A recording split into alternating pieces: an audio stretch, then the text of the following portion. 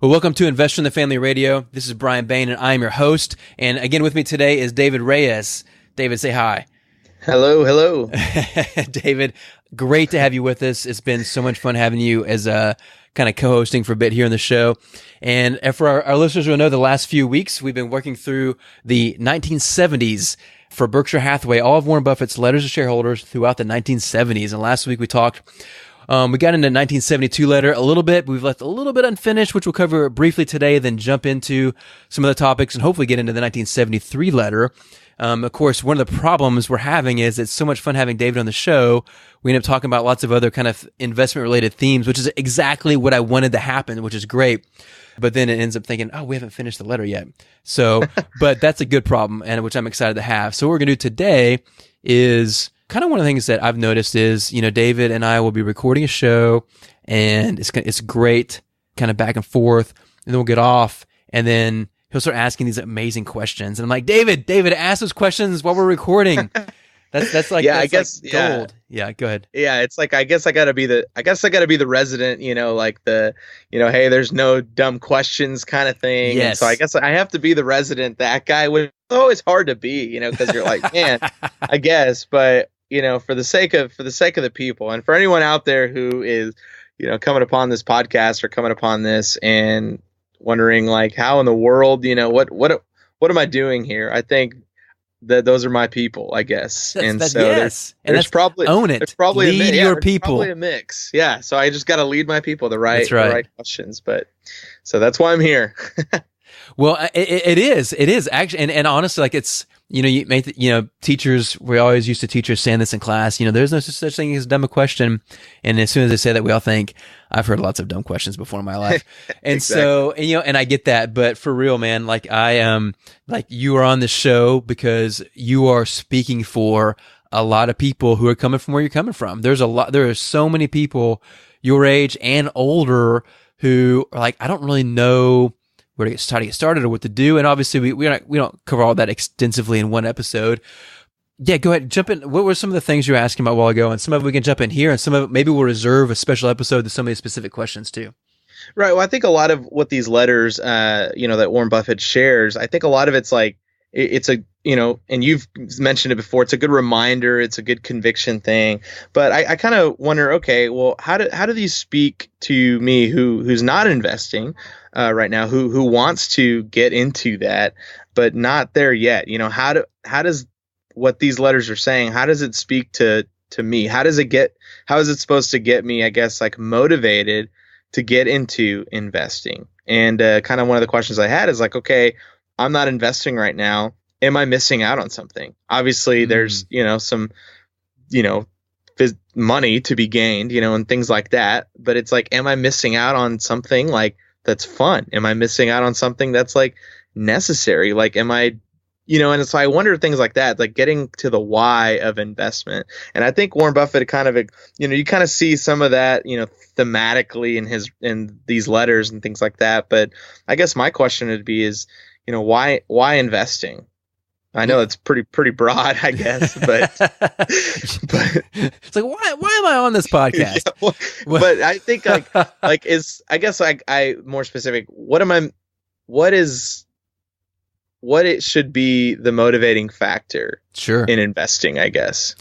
Well, I'm going to be that annoying mentor and push it back to you and say, well, based upon discussions we've had or things you've read in these letters, what kind of things have you observed do you think may help answer that question? Well, I think definitely getting, all the financial benefit from this. I see so much benefit from this. I think right now, not being in this world at all, you kind of just think, well, I don't know any of that stuff. I don't, I'm just going to kind of brush it off. I don't need to know all this stuff. But you kind of look at some of this stuff and you're like, wow, like this is, it seems like not rocket science, but it seems like something I could get. But I guess I've just seen there's a lot of benefit that he sees. Obviously these big numbers that is not the case for everybody, but he seems like there's a lot of exciting things. There's a lot of high optimism in some of this stuff. So it just seems like something that's exciting. And you mentioned in the last episode just about your journal and your kind of investment journey through that. And there, of course, there's highs and lows that I've noticed that you explain about. But you also mentioned some of the exciting things, some of the things that you're excited about. And I'm like, okay, I want to get to a point where I'm excited about some of that stuff. And so I think just trying to figure out, I would say that's kind of what I've seen. It's just there's a lot of that excitement that plays out. But I think just trying where do you start is kind of the question that I would have at that point. No, those are excellent questions. And I think I went ahead and I know last episode we talked a lot about retirement calculators and stuff like that. And I said I didn't want to pull it out because I didn't want to add too much complication to the episode. But I went ahead and opened up one just briefly just now because you asked a couple questions about like, what are you missing out on and things like that. And obviously, again, I'm a big fan of kind of trying to break things down to some of their simplest components to kind of building blocks to then build out from. Because if you can understand that, then usually you're able to understand the other pieces much more easily. So again, with money, you can only do two things with money. You can save it or you can spend it, period. So when you go to your job and you work, then you're given a paycheck. You have two options. Do I save this money or do I spend it? Because investing is spending money. Okay. The difference between investment and a typical expense we may be used to is an investment is made with the intention of future monetary return. Okay. So right now, maybe you're saving money, you put in your savings account or something like that, or maybe you have some kind of, retirement account with work or something, depending on what someone's job is. But then the rest of the money, you either put in your checking account or savings account, you have some reserve, but then the rest of you just spend. Okay. The difference is, and so that spending, I consider all that investment too. I say every minute and every dollar and minute we spend is an investment in something. Mm-hmm. And so you just have to ask yourself, okay, what investments am I making? You may be investing in great life experiences. You may be investing in, experiences to help you communicate love to your wife or your kids. And there's a lot of investments you can make that do not have a financial return that are well worth it. But again, that's all value decision and value driven. So those are all the decisions we have to make, that kind of undergird our investing and how we spend and save money. So, but that's kind of a little bit of background.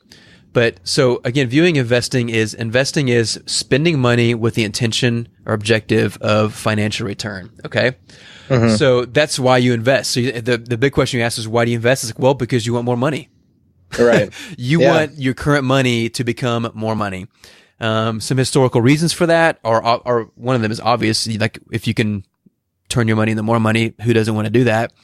But also part of the idea is the danger of inflation. Historically, you say inflation, so let's just say it's around approximately 3% historically in the United States, which means that every year the dollar becomes 3% less valuable. Or you could say that every year prices, generally speaking, rise about 3%. Because it kind of goes both ways. So, we typically think of the dollar as a fixed amount because we price, here in America, we price everything in dollars. And a lot of the world, we price things in dollars or whatever your native currency may be. So if gas, was $4 a gallon and then it was $2 a gallon, we could say, oh, look, gas prices dropped. It's like, well, or the value of the dollar weakened. Does that make sense? Yeah. So it's helpful because we typically think of, well, the dollar is the core arbiter of like rule of value, and then we can compare everything else against that. But we have to realize that dollars are simply one of many ways to store value. You can store value in dollars in a bank. You can store value in stocks. You can store value in your home or a lot of different stuff like that.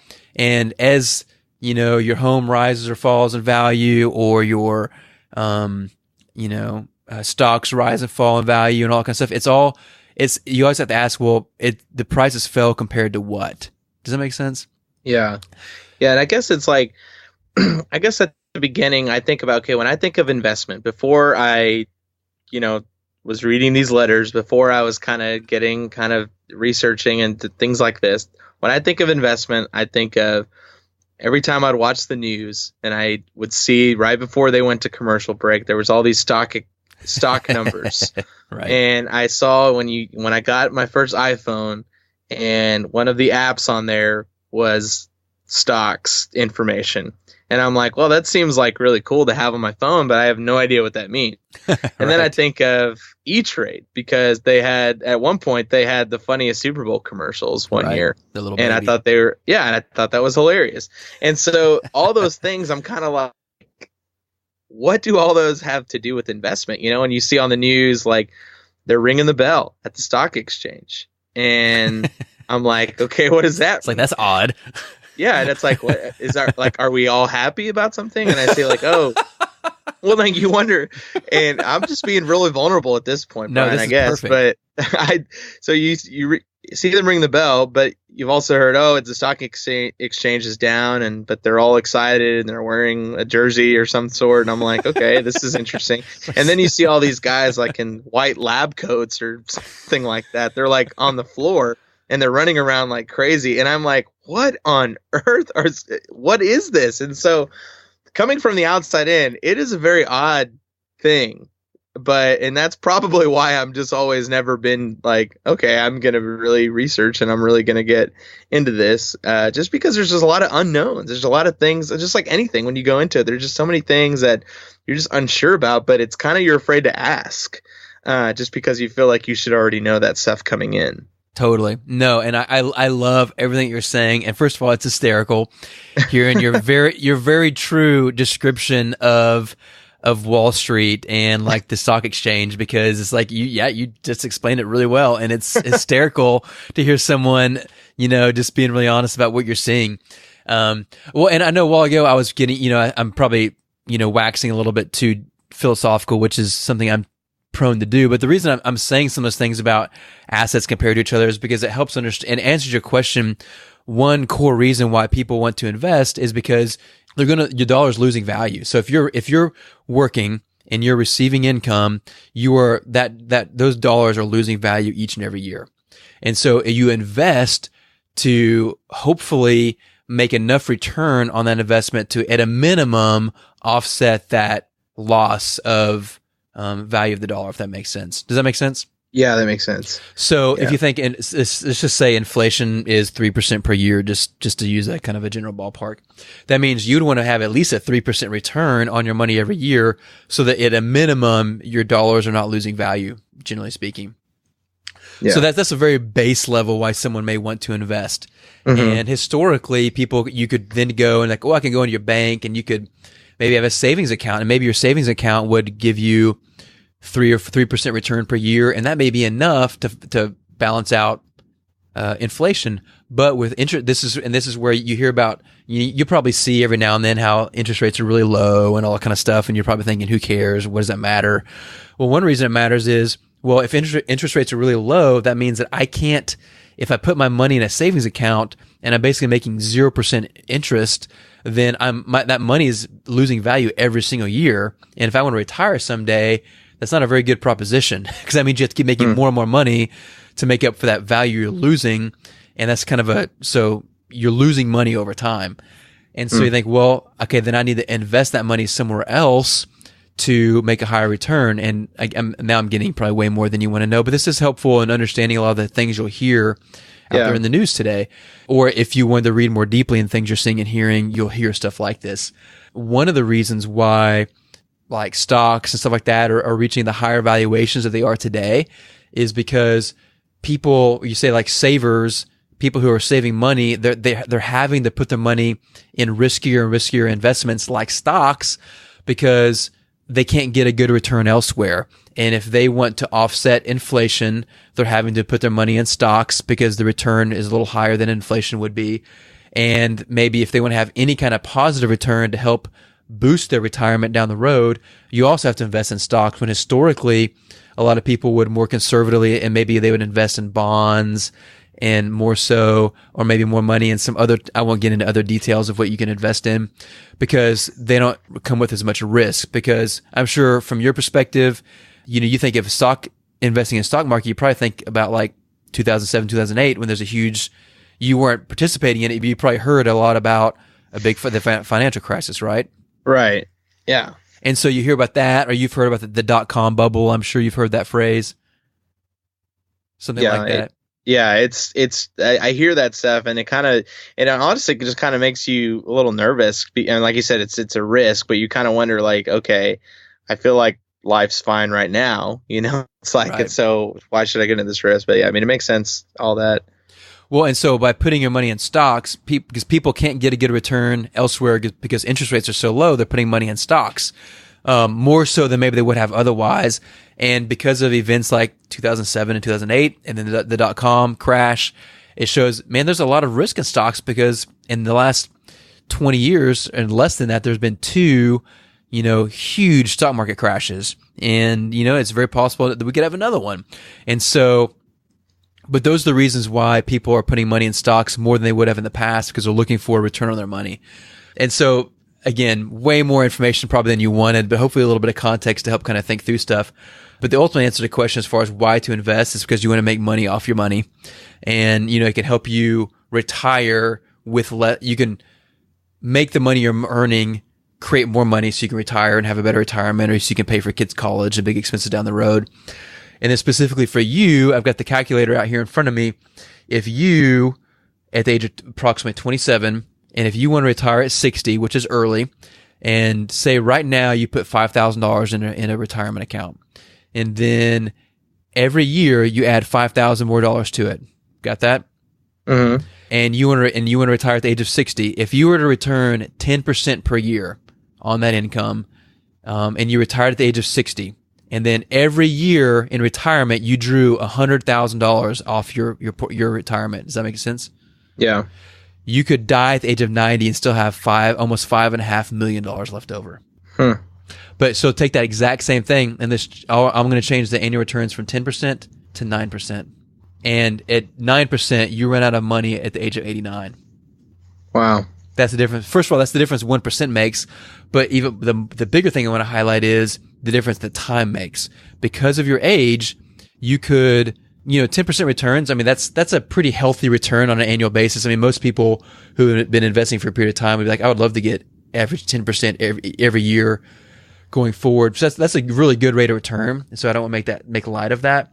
Mm-hmm. But because of your age, you don't have to you don't have to start out with as much money to have a great retirement per se. But for example, let's say you started that at the age of 22.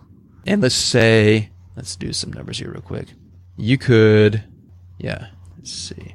I'm putting in some different numbers in the calculator.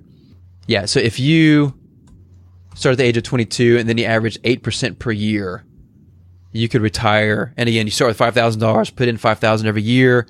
You retire at the age of 60, which is like 5 years early. And then you live to the age of 90.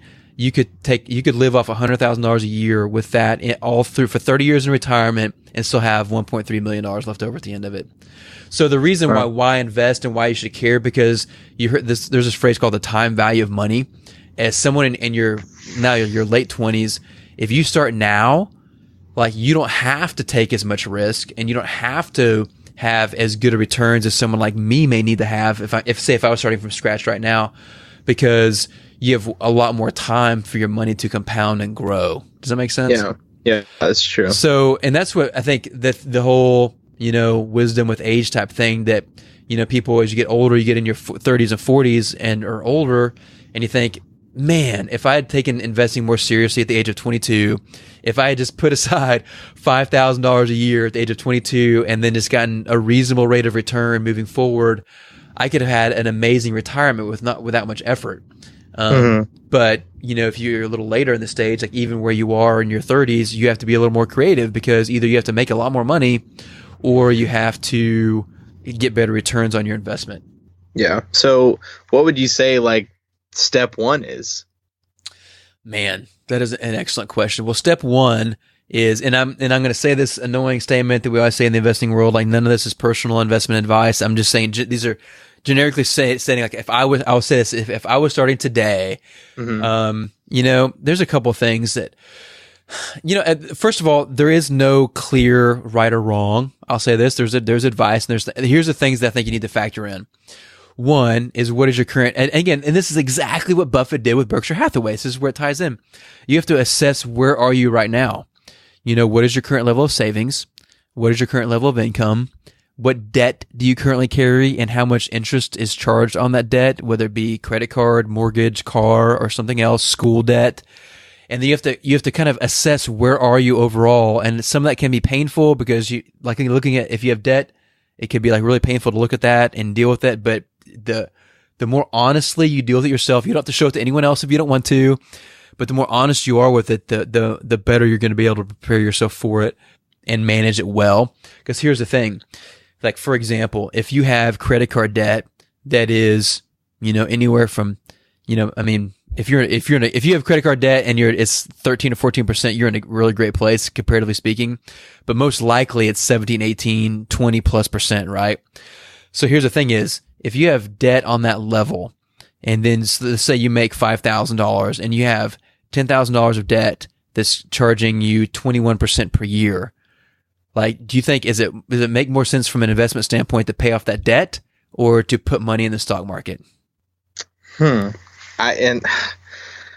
guess I would say to put money in the stock market so you can get more on your return, right?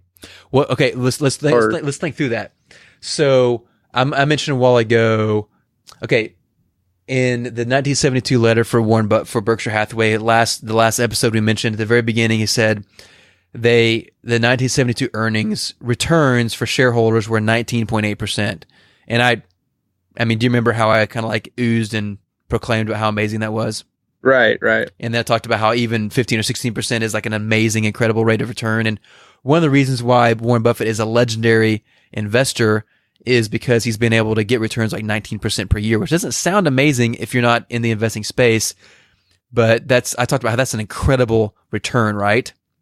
Mm-hmm. So think about that. If you have credit card debt that you're paying, let's just say 20% on per year, mm-hmm. or you have the chance to, let's just say you're a really good investor and you can return 12% per year. So would you rather, so basically you're looking at a situation, I can put money into the stock market and make 12% per year, or I can pay off debt that's charging me 20% per year. Which one of those seems to make more sense? Paying off debt. Because when you're paying that debt off, it's kind of like the old Benjamin Franklin idea, a penny saved is a penny earned. Basically, about every dollar you pay off of debt, you're basically getting a 20% return on. Okay. Makes sense. I know, but it's kind of counterintuitive, isn't it? Because you think, I've got to get in the stock market and stuff. But here, I'll say this. Like, so I said, there's no official right or wrong. People have to make your own decisions. And it doesn't mean you have to be fully black and white, all or nothing. If someone wanted to do a little bit, pay off debt, a little bit in the markets, that's personal decisions. But when you look at the numbers so that you're getting a better rate of return on the paying off debt than you are the stock market, unless you have the ability to generate more than 20% annual returns, which is, if you can do that, then I don't know why you're listening to this podcast, because you need to be teaching me a lot of stuff. But if someone wanted to, but there's if someone's just get started by investing and start learning and growing, there's a lot of, wisdom behind that. And, that's a valid reason, valid to get started, even though maybe you haven't paid off your debt yet either. That makes sense too. Yeah, no, that is an interesting way to think through that. And I think that's helpful, because that's always something that, as my wife and I have been budgeting, you try to think, okay, what do we start on? Like, what's the best way to take a crack at this? And you're like, well, I guess we got to go buy a Dave Ramsey book. Like, I guess that's step one, and then you just try to figure out, oh gosh, like, well, I can't use a credit card for anything. And then you're just kind of back in this, like, just circle, just trying to figure out, and it's really hard to kind of take a look at yourself in the mirror sometimes about that, because it's easier to just kind of live like, I don't know, and not your reality sometimes, and not kind of where you're at and what you need to pay off. So it's interesting.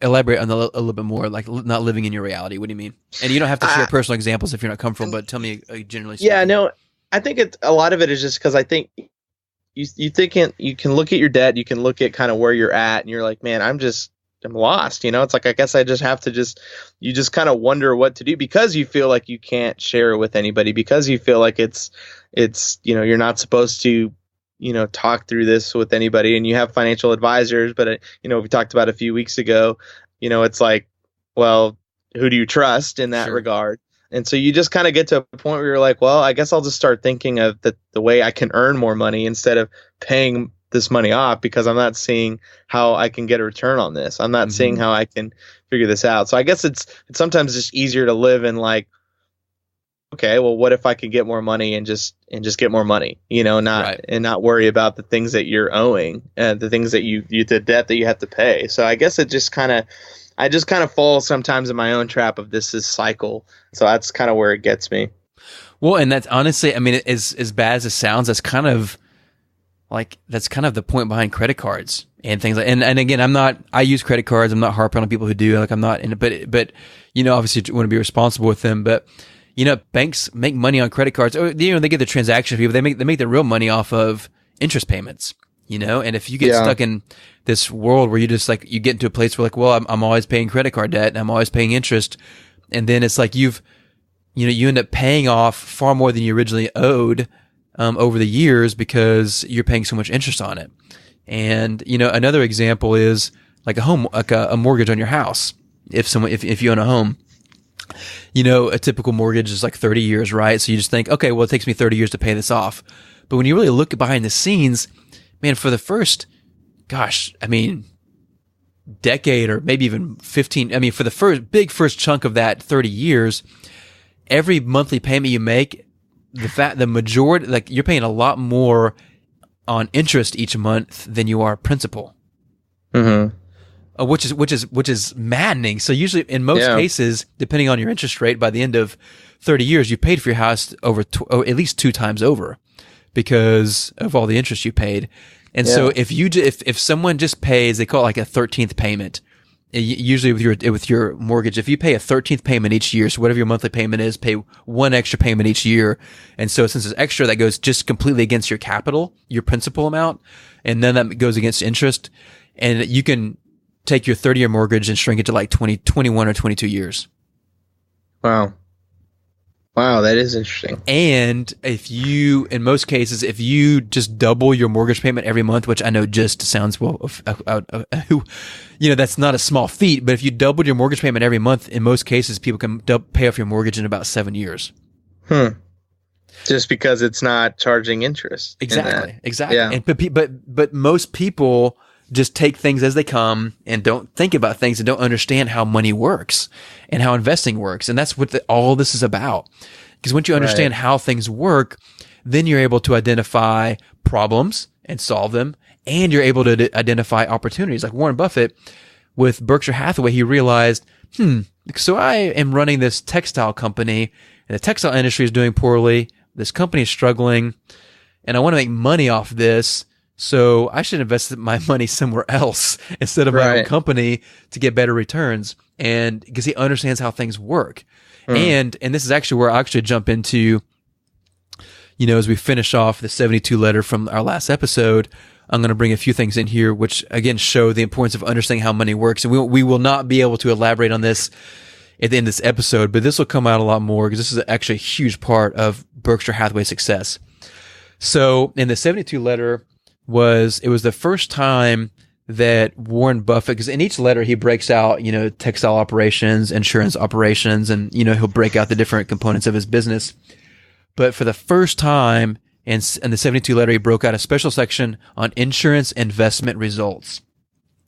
Because one of the things that Warren Buffett realized, and I don't know if he did this on purpose or if he just kind of discovered it along the way, was that if you own an insurance company, all that money coming in, those premiums, you're developing a lot of pool. It's kind of a lot of cash is coming in. And as long as there aren't any major catastrophes that happen, you don't have a lot of payouts. So there's a lot of money coming in from an insurance company every year, right?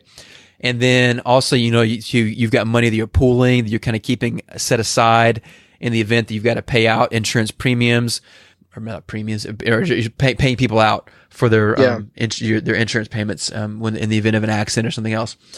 But then you're sitting on all this money, and he realized, well, I've got all this money that I can invest this money.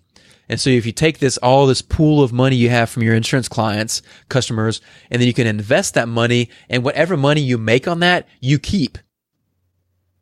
So what happened Yeah. was Berkshire Hathaway dramatically increased the amount of investable money they had. So, so now he's breaking out in this section kind of a little bit about what they're doing there. And I'm bringing this up, first of all, because it's in the 72 letter, which we're finishing up today, but also it comes back to this idea of why it's so important to understand money and how things work. Because, and let me just read briefly here. He says, we were most fortunate to experience dramatic gains in premium volume from 1969 to 1971, coincidentally with virtually record high interest rates. Large amounts of investable funds were thus received at a time when they could be put to highly advantageous use. So basically saying we were getting paid tons of money in insurance premiums at a time when interest rates were really high. So we could get a really great rate of return with little risk on this money, which basically means he's getting free money off the money they're bringing in from their insurance company. It says most of these funds were placed in tax-exempt bonds, and our investment income, which had increased from about $2 million in 69 to $6.7 million in 72. So 3 years, an increase over threefold, and it's subject to a really low effective tax rate. It says our bond portfolio possesses unusually good call protection and will benefit for many years to come from the high average yield of the present portfolio. So getting kind of some technical language there. Mm-hmm. But just highlighting it because he understood how things worked.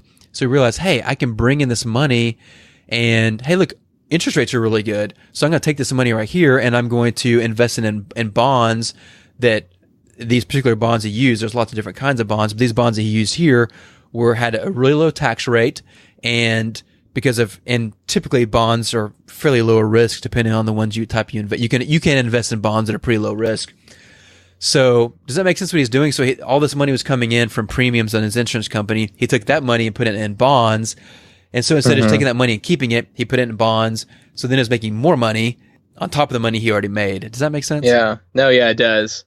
It's just crazy. Like, again, what you're saying, he knows his stuff. I mean, I think that's just part of the thing is just getting educated on a lot of that stuff. And I think it's important. And even, as you've been saying, just the reminder of some of this stuff, it also serves as just a good educating yourself on some of this stuff before you enter into it. Right.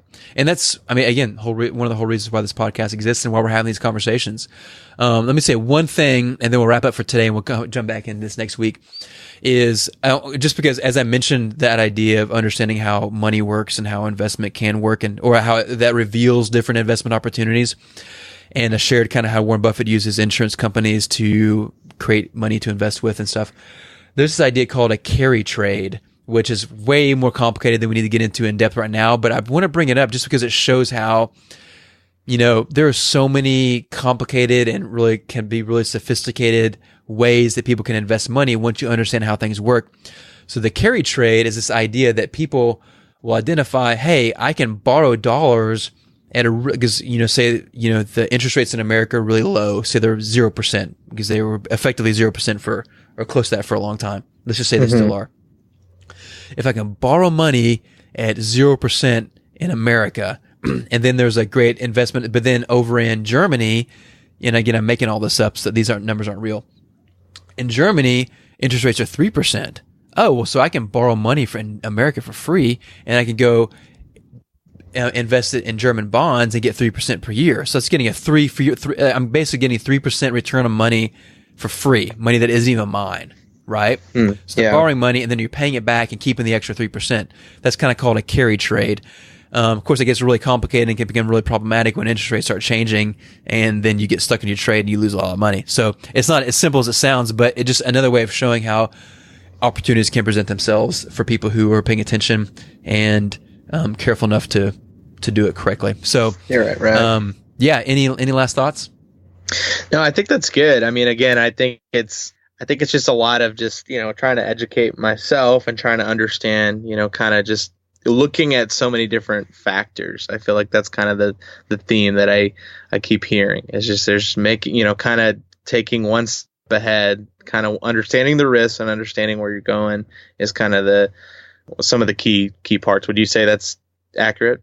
Yeah, I would, and also I'm a little self conscious because I feel like I definitely probably dove into too deep of waters to answer your question to begin with, but I'm kind of trying to expand horizons a little bit, and then we'll come back, and as we keep answering these questions, things will become more clear, and then then as I say that, I'm kind of glad I'm making it sound complicated, because I do firmly believe in the idea that we should not invest in anything we don't understand, and so. As we have these discussions, things will become more clear, and as they become more clear, you can become more confident in making decisions and moving forward. Well, one last question that I didn't get answered. So why the bell? It's like school, man. It just means it's time to wrap up for the day. It means school's out. That's it. I mean, it's school starting and school is out. Wow, there's so many other cooler things they could. I know. But, yeah, we need to devote an episode to that. What are cool things that can be used on the stock exchange instead of a bell? So that's homework for listeners. Email us, Brian, or mail, MAIL, at investinthefamily.com, and let us know what should the stock exchange use instead of a bell to open and close the exchange every day. I'd love to hear from you. Yeah. So, David, we'll talk next week. And for the rest of you, have a great week, and we'll talk to you soon. We'd love to hear from you. If you have any thoughts, questions, or feedback, Brian, BRIAN, at investinthefamily.com, or just visit us at investinthefamily.com, and we'll talk to you soon. Thanks. The information and opinions contained on this podcast are for educational purposes only. The information does not consider the economic status or risk profile of any specific person. The information and opinions expressed should not be construed as investment trading advice and does not constitute an offer or an invitation to make an offer to buy and sell securities.